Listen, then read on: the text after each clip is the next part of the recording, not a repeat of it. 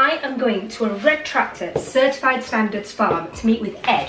He's a third generation chicken farmer and he's going to be talking to me all about chicken welfare and what his day-to-day life running the chicken farm is like.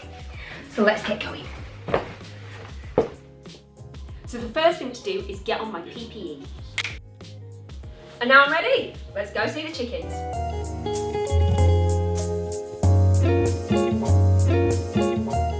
So thank you so much for showing me around your farm today. So tell me a little bit about how long you've been farming for. So I came back from university 2008. Right. Come back to a mixed farm. We were growing potatoes, beef and sheep. I wanted to do something a bit different.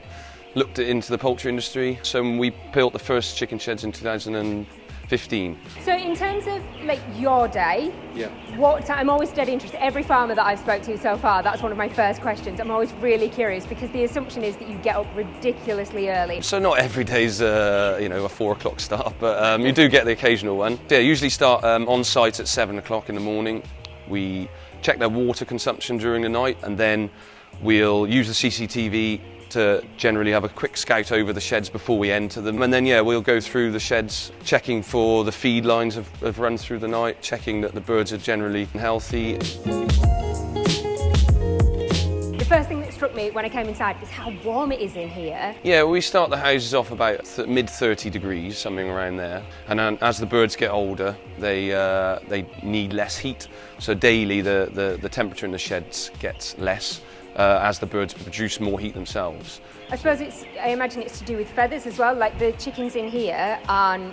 How old are these guys? So these are day 11, these are. Because they're not yellow and fluffy anymore, are they? They seem to be a bit fluffy, but they also seem to be getting like proper feathers. That's it, yeah, they're going through their adolescent stage then, changing from chicks into their white feather.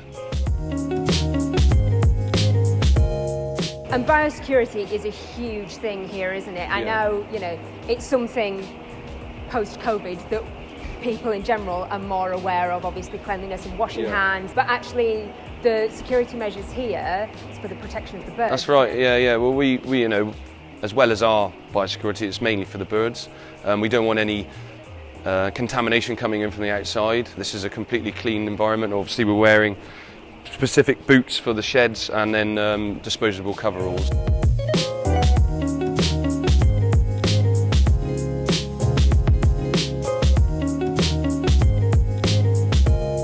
Loads of windows, there's so many windows. Why is that? Why do you? So it's something to let the natural light into the sheds. It's actually a really sensory process, like farming chickens, yeah, isn't it? It's all to do. It goes back to being a stockman, really. I think as a farmer that's grown up with livestock, beef and cat and sheep, you take some of that being a stockman into the chickens, but it's just so much more detail to it.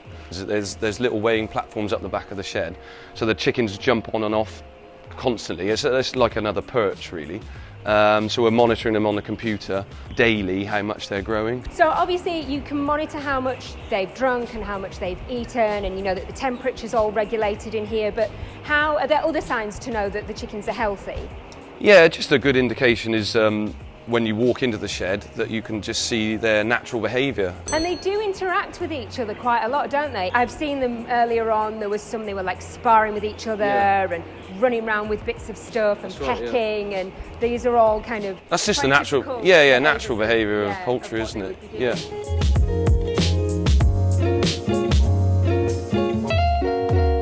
So what age do the chicks come to you? So we have them a day old, and our integrator produces the parent stocks on a breeder farm. Then those hens then go and lay the eggs that we have, and we get told when the chicks are delivered what parent stock the eggs are from. So it is a bit like your own kind of chicken track and trace system. You know exactly where these ones have come from. Yeah, and I think it's like if there's ever a problem, you like you say, track and trace back to where the parents have come from. And what does it mean to you being a Red Tractor certified farmer? It's a good thing. It does, keep you up to date with all relevant criteria you have to follow. And then, the chicken, obviously, because it's so detailed, there's a little bit more to do. We produce, fantastic produce, and why not put a stamp on it and say that we do it to a good standard. So. Amazing. Well, thank you so much for having me here today and showing me around and telling me all about your chickens. It's been so fascinating and informative, and definitely, yeah, I've really enjoyed it. It's been really interesting.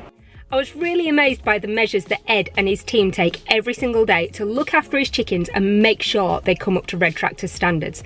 If I'm honest, I had absolutely no idea what to expect, and so it was really reassuring to see the care and the safety and all the steps that they take to make sure that the chickens produce to really high standards.